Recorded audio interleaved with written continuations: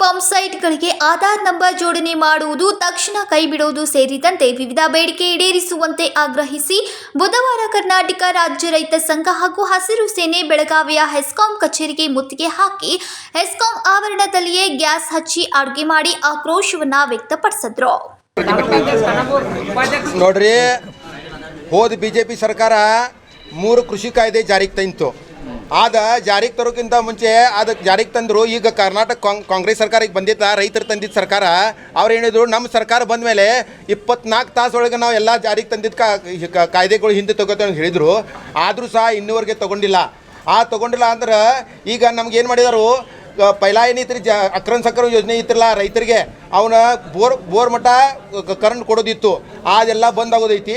ಮತ್ತು ಅದು ಆಧಾರ್ ಲಿಂಕ್ ಮತ್ತು ಅದು RR ನಂಬರ್ ಲಿಂಕ್ ಮಾಡತ್ತಾರಲ್ಲ, ಆ RR ನಂಬರ್ ಲಿಂಕ್ ಮಾಡ್ಕೇಸಿ ನಮ್ಗೇನು ಮಾಡೋರು, ಮೊಬೈಲ್ ಗತೆ ರೀಚಾರ್ಜ್ ಮಾಡವ್ರ. ಎಷ್ಟು ರೊಕ್ಕ ಇರ್ತಾವೆ ಮೊಬೈಲ್, ನಿಮ್ಗೆ ಎಷ್ಟು ಬಿಲ್ ತುಂಬಿದಿರಲ್ಲ ಅಷ್ಟು ನೀವು ಮೋಟ್ರ್ ತಗೊಳ್ಳೋದು, ಮೋಟ್ರ್ ಬಂದಾಗೋದು. ಅದೇ ಥರ ಅಂದ್ರೆ ಅದು ನೀವು ಅಕ್ರಮ್ ಸಕ್ರಮ್ ಯೋಜನೆ ಪುನಃ ಮತ್ತು ಚಾಲೂ ಮಾಡ್ಕೇಸಿ ರೈತರಿಗೆ ಸೌಲಭ್ಯ ಕೊಡ್ರಿ. ಯಾಕಂದ್ರೆ ನೀವು ಮಹಿಳೆಯರಿಗೆ ಗ್ಯಾರಂಟಿ ಕೊಟ್ಟಿದ್ರಿ, ಅದೇನು ನಮ್ಗೆ ತೊಂದರೆ ಇಲ್ಲ. ರೈತರಿಗೆ ಗ್ಯಾರಂಟಿ ತೊಗೊಂಡು ಕೇಸಿ ನೀವು ಮಹಿಳೆಯರಿಗೆ ಗ್ಯಾರಂಟಿ ಕೊಟ್ಟಿಲ್ಲ, ಅದು ಎಲ್ಲ ಇದು ಬರೋ ಇಲ್ಲ. ರೈತರಿಗೂ ಗ್ಯಾರಂಟಿ ಕೊಡ್ರಿ, ಮಹಿಳೆಯರಿಗೂ ಗ್ಯಾರಂಟಿ ಕೊಡ್ರಿ.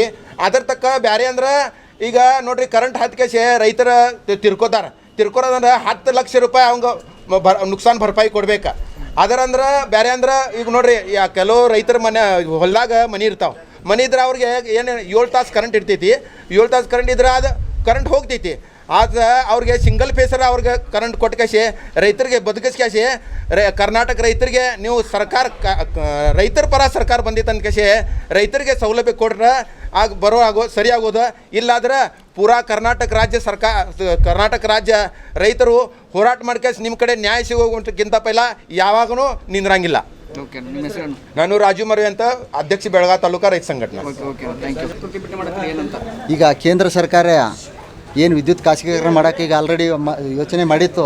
ಅದ್ರ ವಿರುದ್ಧ ಈಗ ರಾಜ್ಯ ಸರ್ಕಾರ ಏನು ಮಾಡೈತೆ ಅಂದ್ರೆ, ಕಳೆದ ಸೆಪ್ಟೆಂಬರ್ ತಿಂಗಳಿಂದ, ಹೋದ ವರ್ಷದ ಸೆಪ್ಟೆಂಬರ್ ತಿಂಗಳಿಂದ ಎಲ್ಲ ಅಕ್ರಮ್ ಸಕ್ರಮ್ ಈಗ ಜಾರಿಯಾದಂಥ ಪಂಪ್ಸೆಟ್ಗಳಿಗೆ ಏನು ಈಗಾಗಲೇ ಸರ್ಕಾರನ TC ಆಯ್ತು, ಕಂಬ ಆಯ್ತು, ವಯರ್ ಆಯ್ತು ಎಲ್ಲವರ ಕುಣಿಸ್ತೀರ. ಈಗ ಅದನ್ನು ಬಂದ್ ಮಾಡಿದ್ದಾರೆ. ಈಗ ರೈತರಿಗೆ ಭಾಳ ಅನ್ಯಾಯ ಆಗತೈತಿ.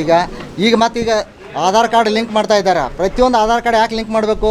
ಈಗ ಆಲ್ರೆಡಿ ನಮ್ಮದು ಭೂಮಿಗೆ ಮತ್ತು ಅಕೌಂಟಿಗೆ ಆಯ್ತು ಆಧಾರ್ ಕಾರ್ಡ್ ಲಿಂಕ್ ಆಗೈತೆ. ಈಗ ನಮ್ಮ IP ಸೆಟ್ಗೆ ಆಧಾರ್ ಕಾರ್ಡ್ ಲಿಂಕ್ ಮಾಡತ್ತಾರೆ. ನೋಡು, ಇದಕ್ಕೆ ನಾವು ಮತ್ತು ಎಲ್ಲ ರೈತ ಸಂಘ ಪ್ರತಿಭಟನೆ ಮಾಡ್ತಾಯಿದ್ದೀವಿ. ಇವತ್ತು ನಾವು 28 ಜಿಲ್ಲೆಗಳಿಗೆ ಇದೇ ದಿವಸ ನಾವು 28 ಜಿಲ್ಲೆದಾಗ ನಮ್ಮದು ಪ್ರತಿಭಟನೆ ಐತ್ರಿ. ಇವತ್ತು 3 ಜಿಲ್ಲೆ ಹೊರತುಪಡಿಸಿ 28 ಜಿಲ್ಲೆದಾಗ ಪ್ರತಿಭಟನೆ ಮಾಡ್ತಾ ಇದ್ದೇವೆ. ಇದು ಆಧಾರ್ ಕಾರ್ಡ್ ಜೋಡಣೆಯನ್ನು ಮಾಡ್ತಾ ಇದ್ದಾರಲ್ಲ IP ಸೆಟ್ಗೆ, ಇದಕ್ಕೆ ತಕ್ಷಣ ಸರ್ಕಾರ ಕೈ ಬಿಡಬೇಕು.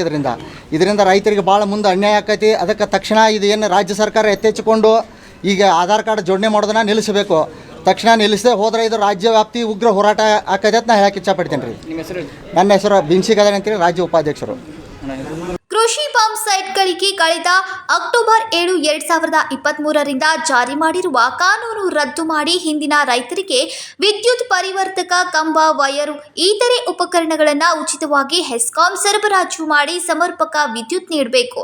ಮನೆ ಬಳಕೆಗೆ 200 ಯೂನಿಟ್ ಉಚಿತ ವಿದ್ಯುತ್ ಜಾರಿ ಮಾಡಿರುವ ಸರ್ಕಾರವು ಹೆಚ್ಚಿನ ಯೂನಿಟ್ ದರವನ್ನು ಕಡಿಮೆ ಮಾಡಬೇಕೆಂದು ಒತ್ತಾಯಿಸಿದ್ರು.